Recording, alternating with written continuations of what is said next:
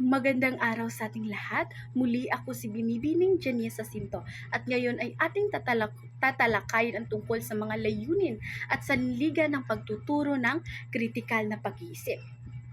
Ang mga layunin ng pagtuturo ng kritikal na pag-iisip sa iba't ibang disiplina ay mapaunlad ang mga kasanayang pangkaisipan ng mga estudyante. Mahikayat silang mag-isip ng mas malalim at maging mas matagumpay sa buhay. Ibig sabihin nito, ang mga hindi lang dapat magme-memorize ang mga estudyante. Layunin nitong magsuri, mag-isip at mag-isip ng mas mabuti nilang mga desisyon at nakakatulong din ito para mas maintindihan nila ang problema at makahanap sila ng mga solusyon. Sa pamamagitan nito, mas naihahanda sila sa pag-aaral at sa totoong buhay.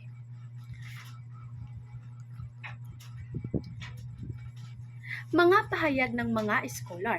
Ayon naman ni Donald Norman, 1980, kakatuwang inaasahan nating matuto ang mga estudyante, ngunit bihira natin silang turuan tungkol sa pagkatuto.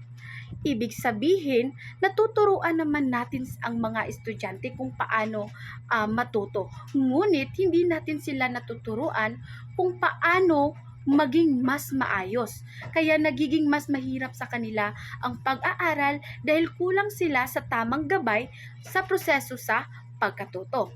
At ayon naman ni Clemente at Lockhead, 1980, dapat nating turuang mag-isip ang mga estudyante. Ngunit sa halip na tinuturuan natin sila kung ano ang dapat nilang gawin, ipinapakita dito na imbis na turuan ang mga estudyante kung paano mag-isip, mas madalas tinuturuan natin lang sila kung ano ang dapat nilang isagot. Dahil dito, hindi na di-develop ang kanilang kakayahang mag-isip ng mas malaya at kritikal. Mas nahihirapan ang mga mag-aaral o ang mga estudyante dahil kulang ang kanilang kakayahan na mag-isip.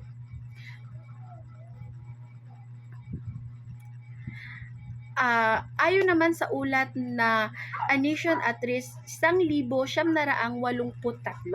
ayon sa ulat ng National Commission on Excellence in Education ng Amerika, maraming batang nasa edad ng 17 ang walang kakayahan sa mas mataas na antas ng kasanayang intelektual na inaasahan sa kanila.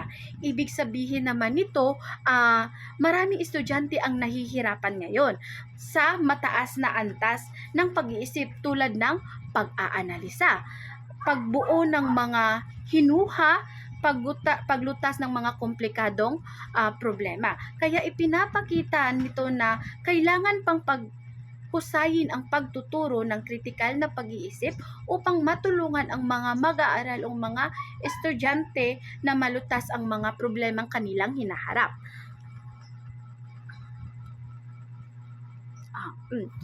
Bago tayo dumako sa mga katangian ng individual na may kritikal na pag-iisip, sa kabuuan ipinapakita ng ng pahayag na ito na mahalaga ang pagtuturo ng kritikal na pag-iisip ng mga estudyante. Hindi lang sapat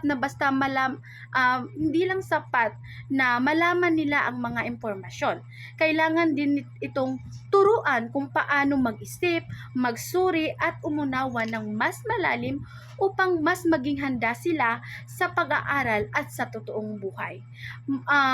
Napaka-importante na maturuan ang mga estudyante kung paano mag-isip ng mas malalim upang maintindihan nila ang kanilang mga ginagawa at may mga ideya sila sa kanilang hinaharap.